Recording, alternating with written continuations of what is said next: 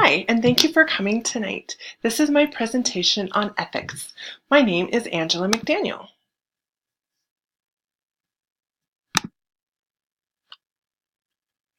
So, ethics and morality, two words that are interchangeable, right? Well, not so much. There is a slight difference in the two words. So, ethics is the process of determining right and wrong. It is our moral reasoning, where morality is the actual content of right and wrong. It is our moral knowledge. So to me, Christian ethics can be based in three distinct Bible verses. There are several, I'm sure, that can be applied to this, but the three that I choose to live my life by most frequently are Matthew 7:12. So in everything do to others what you would have them do to you. Matthew 22, verse 39. Love your neighbors as yourself. And also, whatever you do, work at it with all your heart, as working for the Lord. Colossians 3:23. Both Matthew 7:12 and 22 verse 39 refer to how to treat one another. The Bible tells us that these two verses are the sum and fulfillment of the law and the prophets. They are very important. Colossians 3:23 tells us that we are to do all that we are doing as if we are actually doing it for the Lord, whether it's for our bosses, whether it's for our husbands, our parents, or even for ourselves. We are to give 110% every day. Reproductive technologies, physician-assisted suicide and euthanasia, and stem cell research are three ethical issues that I have gained a lot of knowledge on through this course. Reproductive technologies. As you can see on the screen, I have the words and the abbreviations. So IUI, GIFT, and IVF. IVF is probably what most people are most familiar with when they hear reproductive technologies.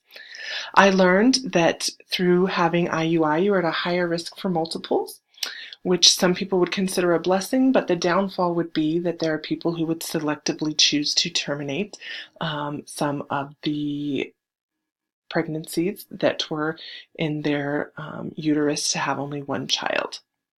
The GIFT and IVF could also potentially have multiples, but the risk is less. But then you have the risk of the leftover unused fertilized eggs and what should be done with them. And sometimes those are destroyed.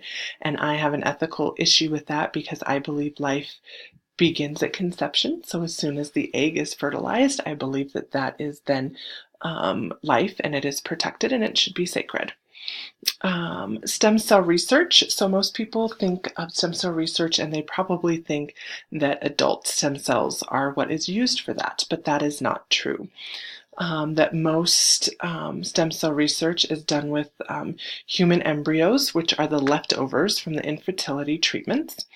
Physician-assisted suicide is when the doctor provides a way for the patient to take their own life, and euthanasia is when the patient is killed by a direct action of the doctor. I feel that both of these are not good options because of the high value that I place on life, and I feel that God is the one who tells us when our lives will start, and He is also the one who decides when our lives will end.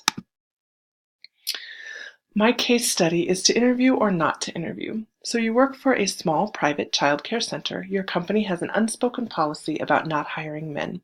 They feel it makes parents uncomfortable. A man applies for a position at your facility.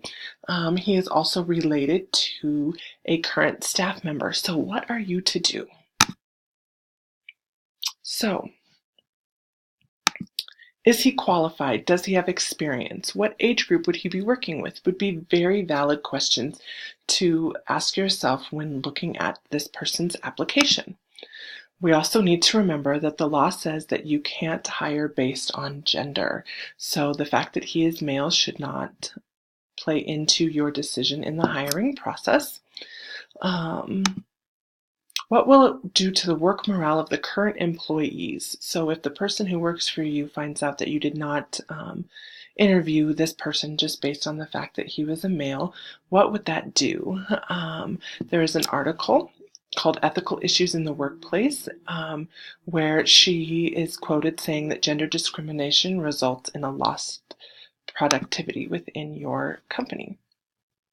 So some of the things that you might be weighing when making this decision are a guy changing diapers. Oh, some people might not be okay with that. But again, what age group would he be working with? Some people think, oh, it's not normal. But again, is that based on the age group of whether it's the younger kids or the older kids?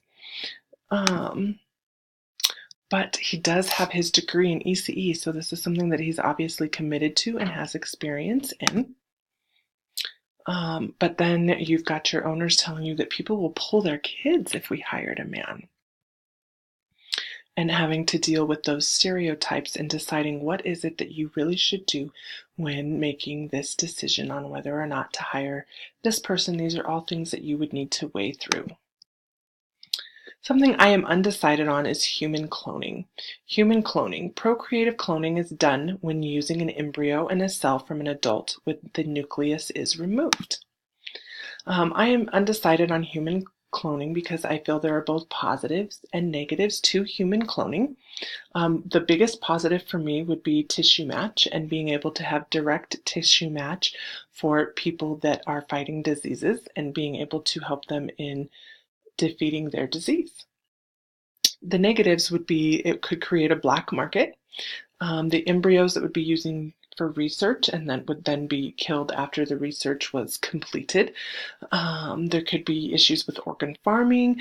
And then, of course, there is replacing of the deceased. While some people might think that replacing of a deceased one would be a positive, for me, that would create a lot of ethical issues just from the emotional standpoint of people thinking that they're recreating this same person, but then as this person would grow and develop, they would probably have tendencies that wouldn't be the same, and there would be a lot of emotional issues attached to that.